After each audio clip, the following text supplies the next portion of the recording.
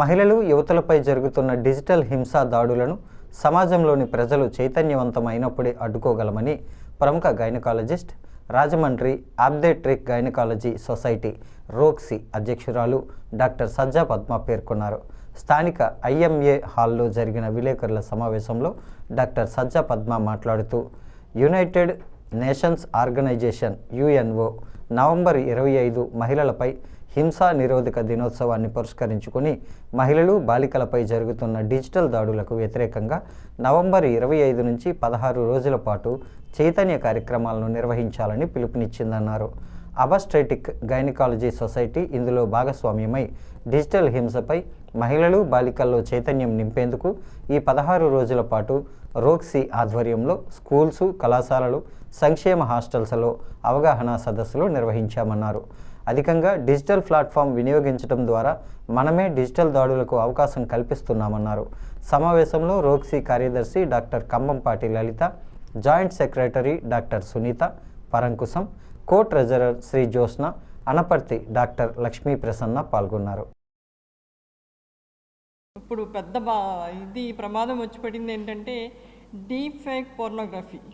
అంటే మనకి అనుమతి లేకుండా మనం ఏమి చేయకున్నా, మనం ఏమి ఇన్వాల్వ్ అవ్వకున్నా కూడా ఫోటో కనుక దొరికితే దాన్ని ఏ రకంగా ఉపయోగించుకుంటున్నారు. సో అది ఒక విపరీతమైన ధోరణి ఏదైతే వచ్చింది. సో దీన్ని ముందుగానే మనం ఖండించకపోతే విద్యావంతులు ఏ రకంగా అయినా కానీ చైతన్యపరచడం వల్ల కానీ ప్రభుత్వాల్ని కొంచెము మనం పదే అడగటం వల్ల వాళ్ళు కూడా ఏంటంటే యాక్టివ్గా అవుతారు.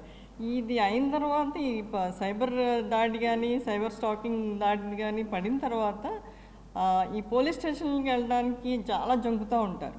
సో అలాంటి వాళ్ళకి ఏంటంటే మనం వాళ్ళకి ఏం చెయ్యాలి, ముందుగా అడల్ట్స్ చెప్పాలి, తర్వాత ఏ నెంబర్లు ఫోన్ చేయాలి అనేది వాళ్ళకి తెలియజేసాము ఈ 16 రోజుల యాక్టివిటీస్లో. అలాగే ఏంటంటే 4వది ఏంటంటే మనం తక్కువగా డిజిటల్ వాడటం అనేది డిజిటల్ హైజీన్. అంటే ఎంత తక్కువగా డిజిటల్ పరికరాలు వాడితే అంత సేఫ్ అని చెప్పేసి తెలియజేసాము పిల్లలకి. సో చాలా యాక్టివ్గా వాళ్ళు పార్టిసిపేట్ చేశారు. చాలా సందేహాలు కూడా అడిగారు. ఇవన్నీ కూడా మేము ఒక 16 డేస్ పాటు చాలా నిర్విరామంగానే చేసాము. యాక్చువల్గాను ఎంతవరకు ఉపయోగపడుతుంది అనేది తర్వాత కాకపోతే కొంత చైతన్యం అనేది మేము గమనించామన్నమాట వాళ్ళందరూ వాళ్ళు డౌట్లు అడగటము, పార్టిసిపేట్ చేయటము యాక్టివ్గా, ఇవన్నీ కూడా చేయగలిగాము. సో ఇవన్నీ మనం మీడియా ద్వారా తెలియజేస్తే కనుక ఇంకా చైతన్యవంతులు అవుతారు అని చెప్పేసి మా ముఖ్య ఉద్దేశం.